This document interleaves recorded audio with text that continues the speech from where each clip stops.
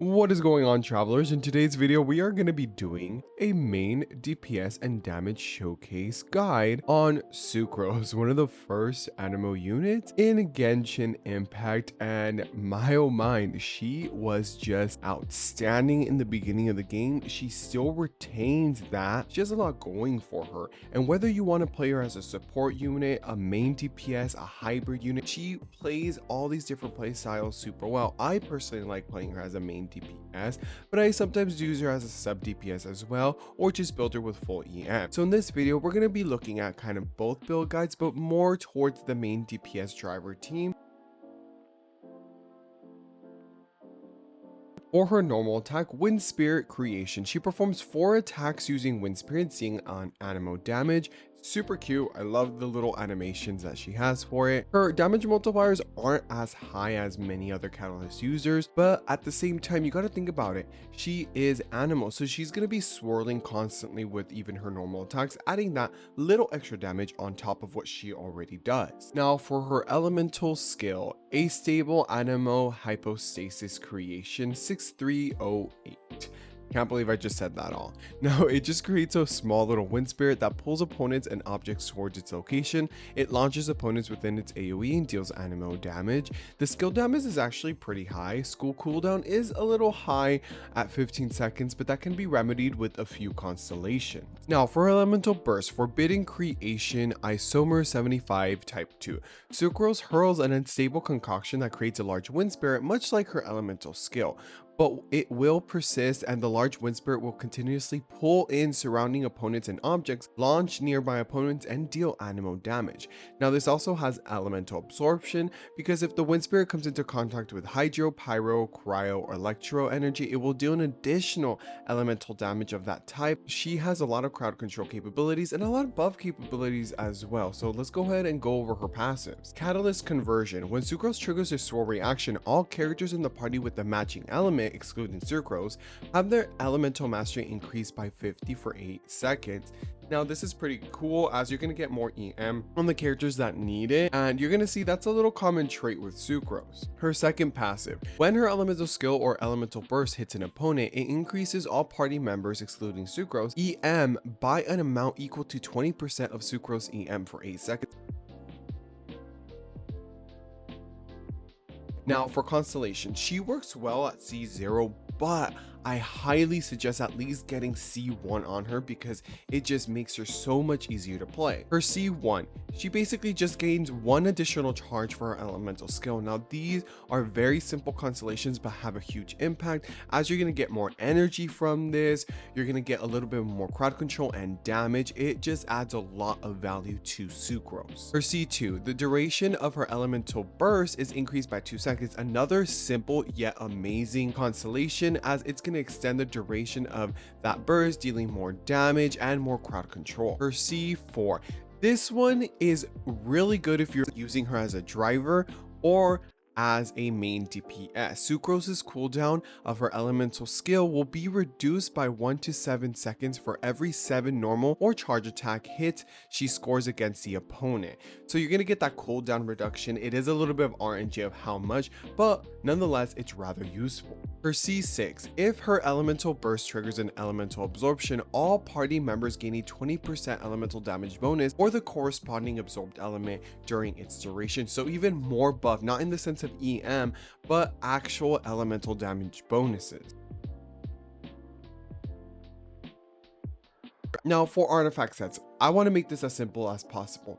For a full support EM Sucrose, you're going to leave all her talents at 1. They don't need to be leveled up at all. You're going to have to try and get a full 4 VV set on her with pure EM. It is very important you have 4 VV on her, and that's it. That's all you have to do on her. Now for main DPS, you have different options. You can do a 2-piece attack, 2-piece animo damage. That's going to work out very well as well. Just depends on your sub stat. I like to run her with a 4-piece VV sometimes, or also you can use the 4-piece Desert Pavilion set to increase her normal attack damage as well. These are the best ways you can get a lot more damage off of her. Now for her stats, for a main DPS, you are going to want to run her attack, animo damage, and crit value. values, and also you are going to want to level up her normal attack, her skill, and her elemental burst equally. They are all going to be great damage dealers. Now for weapons, she has quite a few weapons for main DPS and support. For support wise, honestly, again, just give her some EM. Anything with EM works great. Mappa Mare or the Sacrificial Fragment is going to be her best 4-star catalyst for an EM build Sucrose, as it's going to give you another additional charge of her elemental skill. Now for main DPS, the best 4-star weapon for her is going to be the Witsith. She gains so much value off the passive. It is RNG, but even if it's attack, elemental damage, or EM increase, it's all going to benefit her damage, plus it has a substat of crit damage. The Black Cave Agate is another good option for her with the crit damage substat and an attack increase for the passive. You may also use a Solar Pearl with the crit rate substat and also a passive that's going to make her normal attacks hit a little bit harder, and as well as her burst. Now if you have the Oathsworn Eye, which was only available during an event in Economia, it increases energy recharge by 48% for 10 seconds after using her elemental skill, so she's going to get this passive quite often. It has a high base attack and attack percentage subset, so this catalyst is actually really good as it's going to allow you to weave in more elemental bursts within your rotations. Now for 5 stars, the OG main DPS catalyst, Lost Prayers Sacred Wind, high crit rate substat, a really good base attack, and it also increases the elemental damage of the character by 8% max 4 stacks, which in view gives you more damage. Skyward Atlas is one of the other OG main DPS catalysts, a little bit harder to build around because it isn't crit rate or crit damage, but nonetheless has a lot going for it as a high base attack percentage substat, and a passive that's going to increase her elemental damage as well, and a little bit of extra damage to it. The Toulouse Remembers is going to be a great catalyst on her as it's going to increase her normal attack speed, normal attack damage, has a high base attack just like the Skyward Atlas, and it has a crit damage substat. Now one of my favorite catalysts to use on her is actually the Kagura's Verity with a high base attack, a high crit damage substat, and she's going to be able to gain that elemental skill damage pretty easily as a driver. Now hear me out, you have 2 stacks on her plus her C4. If you do have it, you're going to be able to do that elemental skill more constantly, gaining that damage as well. I just like this as a preference. You don't have to do this, you can choose a Lost Prayers or anything. This is just my go-to weapon. Now here's my Sucrose. She's triple crowned, C6 or VV, as we're going to increase the damage of our party members, and the Kagura's Verity, 2166 attack, 60 crit rate. We are going to be using a little bit of crit rate food just to get that consistency of damage, and 212 crit damage. Now for party members, of course you're going to want to normal attack with her, so she's going to have a lot of the same comps as Heizu or Wanderer as well. So now Yalan, Bennett, and Shailene is going to be a really good team comp for her. You can also replace Yalan with Jinkyu for more of a free-to-play friendly team. Now if you're a fan of Sukokomon, this is actually a very good team, and many people have passed the abyss with this team comp, so if this is your preference, you may use it. I'm just going to be using the first one. All right, without further ado, let's get into it. Animal hypostate. Everybody stand back. Busted. Things are about to get dicey. Animal test 6308.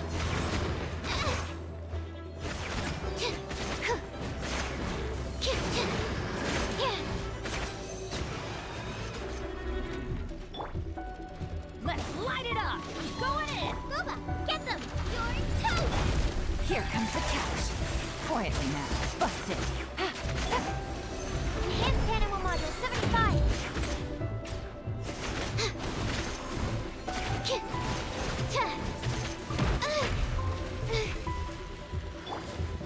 Let's light it up. Teamwork is eat this. Nice and spicy.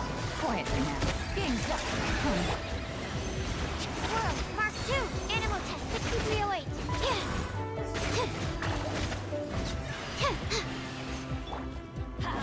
I'm going in. Out of the frying pan, into the fire. Quietly now. Here comes the catch. Gotcha. Enhanced animal module 75. Stand clear. Animal test 6308.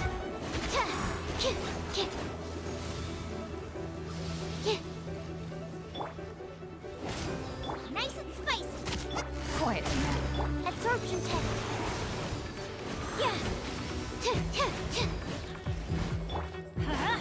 Everybody stand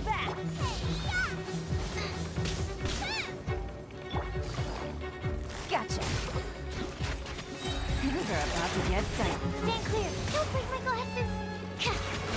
Swirl. Mark 2. Absorption test.